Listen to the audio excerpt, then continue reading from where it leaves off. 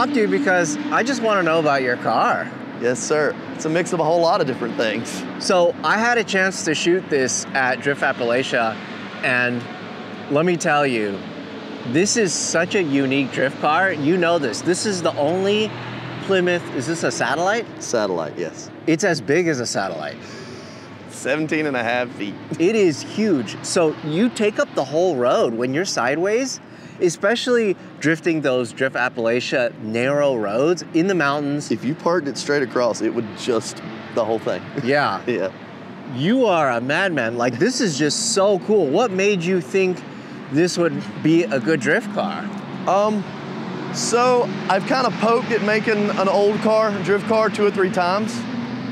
And every time I get as far as kind of making it look right and never finish.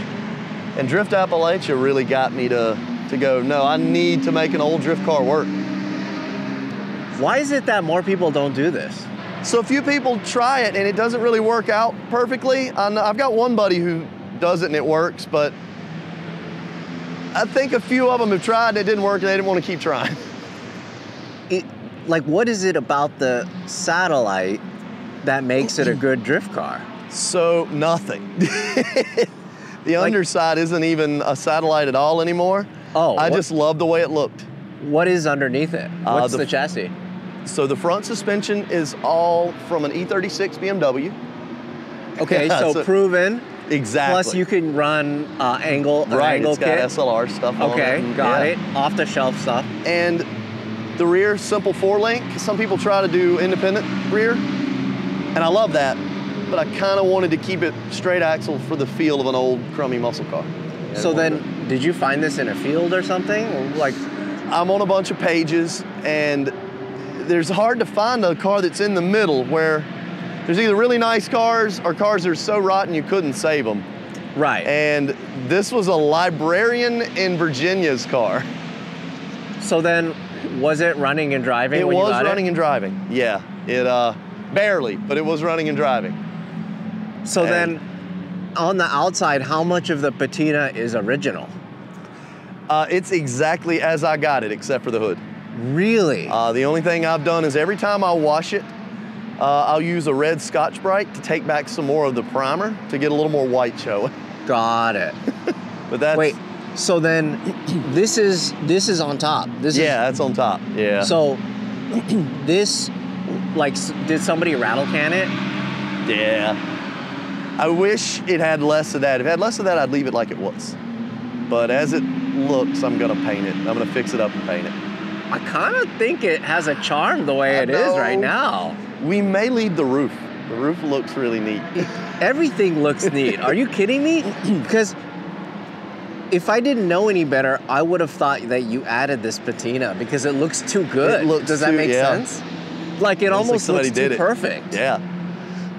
But like, parts of the body, a lot of rust all over this. Yeah. So then the chassis is completely new, or what did you do with the chassis? So that was the tough thing to find, was a car that had really good, they're unibody cars. The factory, they had a bolt-in subframe and the lease bolt to the unibody. So it was tough to find a car that didn't have a lot of rust in the belly. I didn't care if it had any out here. So was it hard to get the E36 to adapt to it? I don't want to say I got lucky, but a little bit of skill worked out with a lot of luck, and it wasn't that bad at all. My boss actually suggested the E36 stuff. I'd been looking at 240 cross members, and my math wasn't working out. It wasn't going to fit well. This is just so long. I mean, it's a lot wider than an E36. Okay, so you obviously know how to drift because you wheel this like a madman. I've been drifting a long time. Do you consider the fact that there's 4.5 feet behind the... So I don't have to worry that much about it. Folks behind me do. In 6 events, I've been hit 3 times. Really? So this is all new damage? Yeah, all new damage. The car was straight. Oh. Yeah. It's just such a funny look when I see this fully sideways, just, wow, okay. And it is an absolute ton of fun to drift. It's not hard to drift. It works really well. Incredible. So then, did you have your eyes on any other muscle cars?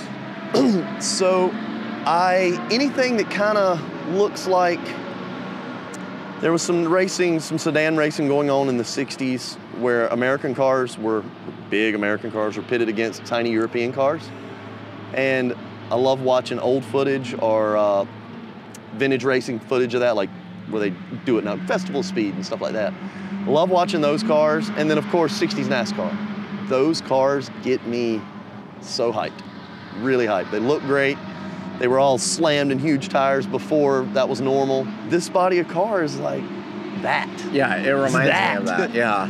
I've tried 60s Galaxies. I had an Impala I was gonna do, but I would buy them and I would look around under them and be like, I don't know how I'm gonna make this work. And then I just restored a Roadrunner just this past year. And looking at the belly of that car, I got thinking like, this could work. And I actually sold the Roadrunner to build this. Really? Perfectly restored 69 Roadrunner. So then, the satellite is the same as? Exact same car. As Different grill and badge. 69 Roadrunner. Got it. Yeah. So then, was it just those two cars that were pretty much the same? Plymouth Belvedere, Plymouth Satellite and Sports Satellite, Roadrunner, and there's one more thing called a GTX. And they were all pretty much the same car, but just different trim? Were all in grills and tail lights and things like that, but all the same body. Yeah, interesting. All the same body. It's so interesting that they did that. I mean, it's the same thing that car manufacturers do now. 100%. They call it badge tuning or something. Yeah. Like the Subaru BRZ 100%. and Toyota GT86. And they call the chassis B-bodies. They're the same as Chargers and a whole bunch of other stuff too underneath. So then you could do this with a Charger. I sort of tried. I had a 70 Charger that I was gonna build. And I didn't have the guts. 70 Charger was a lot of money. Yeah. I didn't have the guts to cut up the Charger. It was in pretty good shape. I put a Gen 3 Hemi in it and a really nice 6-speed trans. And I started doing a lot of road race stuff with the suspension, but I couldn't bring myself to cut it up. Can we take a look underneath? Yes, sir, sure. I might work at a fab shop, but I'm not a fabricator by trade. It's a little rough and ready. Yeah, but you built it. That's the beauty of it. That's the cool part. In like a month and a half. Really? Yeah. So then, what are we looking at here? So if you look down past it, it's leaking a little, power steering fluid. Those two studs mount the K-frame from an E36. Oh. And then I cut out the towers, the factory towers, and just made these to mount the strut turrets. Right. That way, you have like camber adjustment. Yep. Okay. So I turn them this way to give myself caster this way. Right. And then I just do camber with a little bit of a slot there. Got it. And added lollipop mounts. And at the end of the day, it wasn't that bad. And then even though this looks like the wheels are under it really nice, these are the really long SLR arms. Oh. If you put these on an E36, the wheels would be like 5 inches out of the fender. So you don't even need a wide body on this? No, it's wide enough. No, it's actually got some spacers and stuff. That is so neat. Yeah. So then, what engine is this? It's, they call it a poor man's LS3. It's the L90, I hope I'm saying it right. I don't think it's an L96, I think it's called an L92. Mm-hmm. It came in Escalades from 07 till whenever they quit. Aluminum block, 6.2, pretty basic LS. Makes enough power to yeah, it's got way more cam than it ought to have, so it sounds cool. Yeah, it sounds really good. And it stays cool, huh? Very. Yeah, we went out these runs. You got a lot of track to cool off, but yeah, it didn't break one set. I think it went to 178 was the highest I got. That's incredible. And you hot lap this thing. Yes, sir. You're making so much tire smoke too. This thing just is pouring out tire smoke. So then what about the brakes? I'm assuming you had to upgrade them? So, oh yeah. Everything in the front is from the BMW, and they're not like M3 stuff. They're very normal, so they'll fit under these weird wheels. And the back is an Explorer 8.8, like 90s Ford Explorer. Put a 4:10 ratio in it, welded the diff, That's it. What a mishmash of parts. I love that. Very much. And I just took where it had disc brakes already, I split a disc brake bracket in half and just put them against each other to have dual calipers. I think one side's got an aluminum wheel on it, so you can look on this side, you might can see them. Oh. This track eats up left rear, so I just keep having to swap wheels. Oh, that's so cool. Yeah. And just cause being Explorer parts, they're so easy to get if I need anything. I love that you're just repurposing these parts. So what's back here then? Ooh, it's still a little rough back there. It has a pretty nice fuel cell. A lot of things on this car are recycled from old Pro Drift cars. We build them, so every couple of seasons, that stuff has to come out of them anyway. Right. This is all leftovers. The fuel cell, the fuel system, the pedal box, gauges, everything. It's amazing to me how much of the interior you kept. Yeah. Like the door is super heavy, the dash is all in it. So then you had to cut up a lot of this stuff, huh? Yeah, so the tunnels in these cars are pretty small. They're really small. So I had to hack away at the tunnel pretty good. But we kept, I kept heat, wipers. I want to be able to, if I ever want to, I want to be able to drive it, maybe a hot rod power tour or something like that. Or Drift Week or something or like that? Or Drift Week, that would be great. So then, okay, what transmission do you have running? It has a T56 Magnum F in it now. I just put it in a few days before this event. Does any of this stuff work? Fuel gauge works. Nothing else works right now. Got it. This is neat though. It's really clean. Yeah. The way you did it. Got a nice pedal box set up here. Yeah. You have plenty of room in here. I'm sure it was easy to Didn't have to do a whole lot of planning. It just, wherever you drop parts, they work out. It's really easy to get passengers in and out of it too. Like folks can crawl over it and they're not, the seats are big. So it's a good ride along car. Really, really cool. The back is very clean. You got fire suppression. Yeah. It's full on race car. It's got it all. Got it all. So good. What a neat build. I hope this inspires other people to build stuff like this. Build some old cars, people. Yeah. Or maybe people need to hire you to build their old cars. You're Me, like, MA no, I'm Motorsports, out. whoever. I'm done. It's so neat.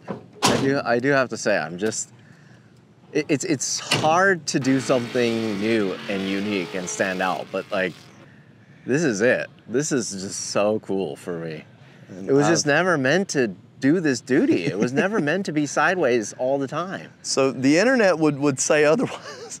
That's the biggest, not the biggest, it was one of the biggest comments on videos of the car is, like older gentlemen going, oh, we used to do that all the time in these. And I'm like, it probably wasn't exactly the same thing, but they're hyped and I like it, so that's okay. The way you're hucking this thing and also the way that you're following other people is what's really impressive to me. Yes, sir. It drives like a normal drift car. It's not hard. What did you use to drift before this? A little bit of everything. The last car I had was a JZX, but every car I've had for the last 15 or so years has just been out of, what do you call that? It was easy.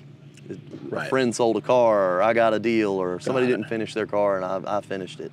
So the last car was, it was a JZX 90. I actually drove at Drift Appalachia. And then that's a right-hand drive. So you're well-versed in right and left-hand drive. Yeah, I think I probably had more right-hand cars than left. Really? Okay. Yeah. Huh. For about a half a second, we thought about doing right-hand drive on this. On this? I probably wouldn't have went over that well with some folks. Yeah, I don't know. I mean, this could not be further away from a JDM right-hand drive car. Like, this is screaming America, American drift car. I've definitely never had a type. I've had a little bit of everything. I love it. I love it. I can't wait to see this drift more. Yes, hey, when you're out there, when you see me, let me follow you. Absolutely. Let me get some nice clips of you. I'd love it. That'd Awesome. be great. Thank you so much. Thank you, man. So cool.